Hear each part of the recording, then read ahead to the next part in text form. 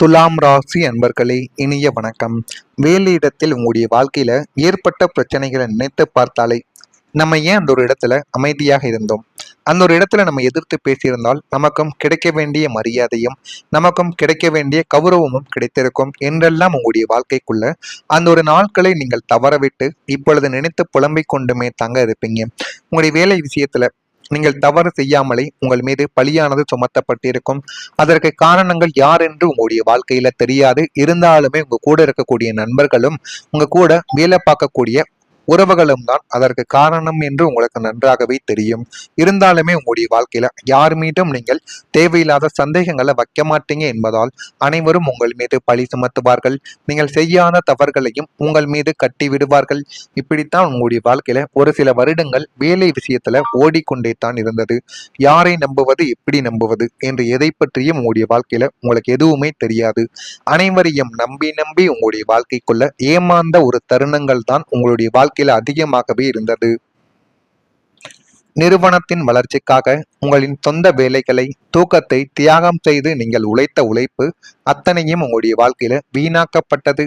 உங்களை விட குறைவாக உழைத்த தகுதியற்ற நபர்களுக்கு முன்னால் நீங்கள் குனிய வேண்டிய நிலைமைகளும் உங்களுடைய வாழ்க்கைக்குள்ள ஏற்பட்டு அது இன்னமும் உங்களுடைய வாழ்க்கைக்குள்ள கஷ்டங்களையும் கவலைகளையும் உருவாக்கி கொண்டுமே தாங்க இருக்கு.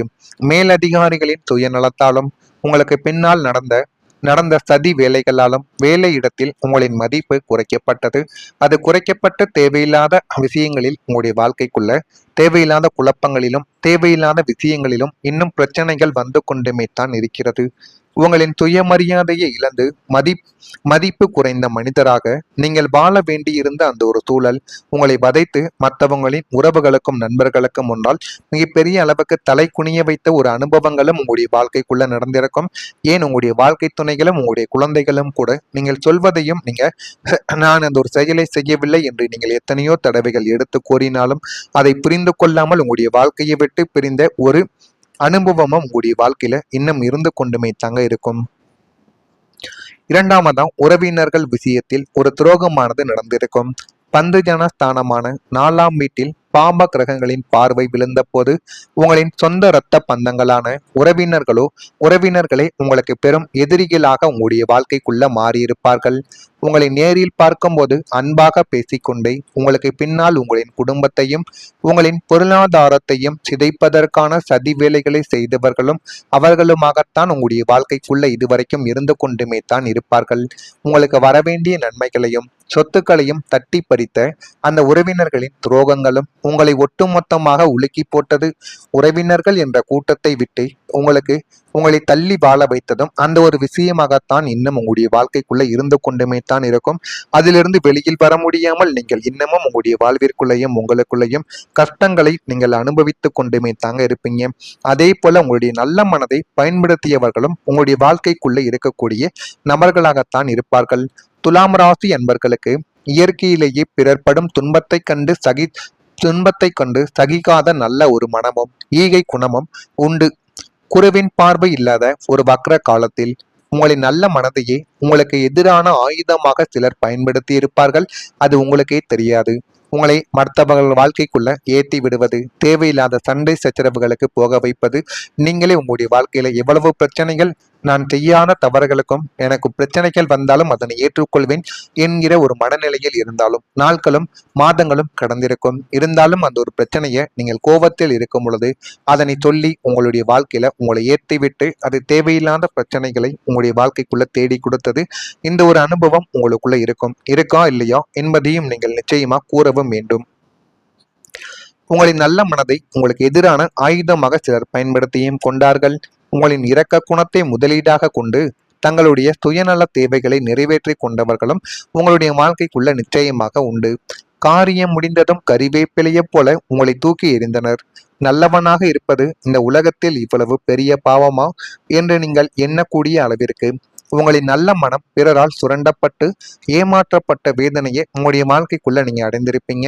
இந்த ஒரு அனுபவம் எல்லாம் உங்களுடைய வாழ்க்கைக்குள்ள நடந்திருக்கா இல்லையா என்பதைத்தான் நீங்கள் கமாண்ட் வழியாக கூற வேண்டும். மறக்காம நம்முடைய ராசி பலன் சேனலுக்கு துலாம் ராசி அன்பர்களாக நீங்கள் இருந்தீர்கள் என்றால் மறக்காம நம்முடைய ராசி பலன் சேனலுக்கு ஒரே ஒரு சப்ஸ்கிரைப் மட்டும் செய்து வைத்துக் கொள்ளுங்கள்.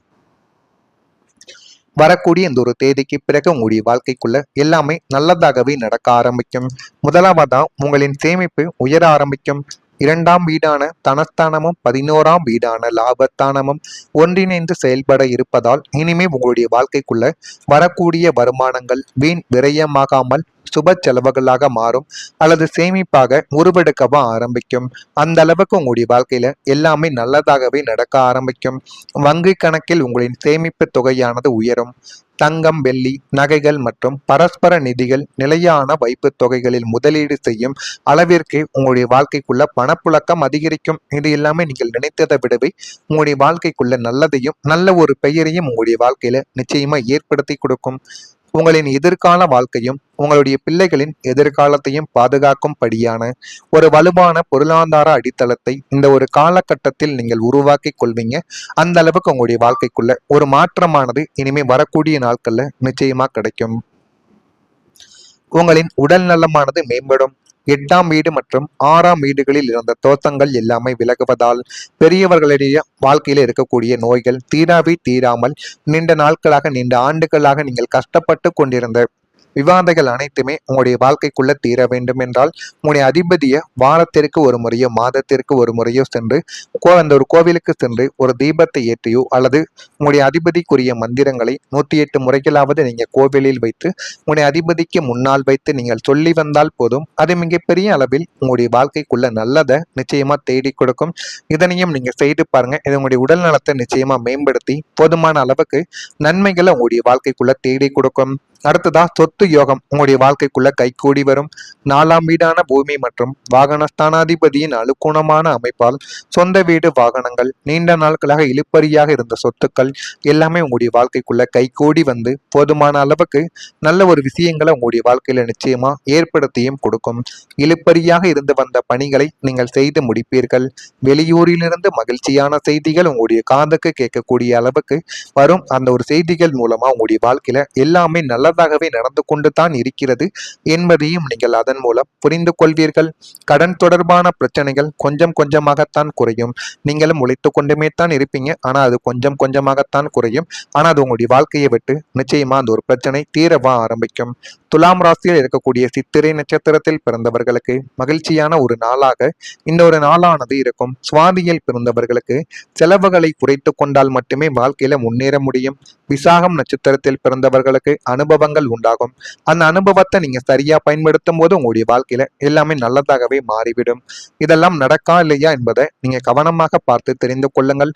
உங்களுக்கும் ஏதேனும் கேள்விகள் இருந்தால் மறக்காம நீங்க கமாண்ட் வழியாக கேளுங்கள். அதற்கும் நான் உங்களுக்கு பதிலளிக்கிறேன். மறக்காம நம்மளுடைய சேனலுக்கு மட்டும் ஒரே ஒரு சப்ஸ்கிரைப் மட்டும் நீங்க செய்து வைத்துக் கொள்ளுங்கள். நன்றி, வணக்கம்.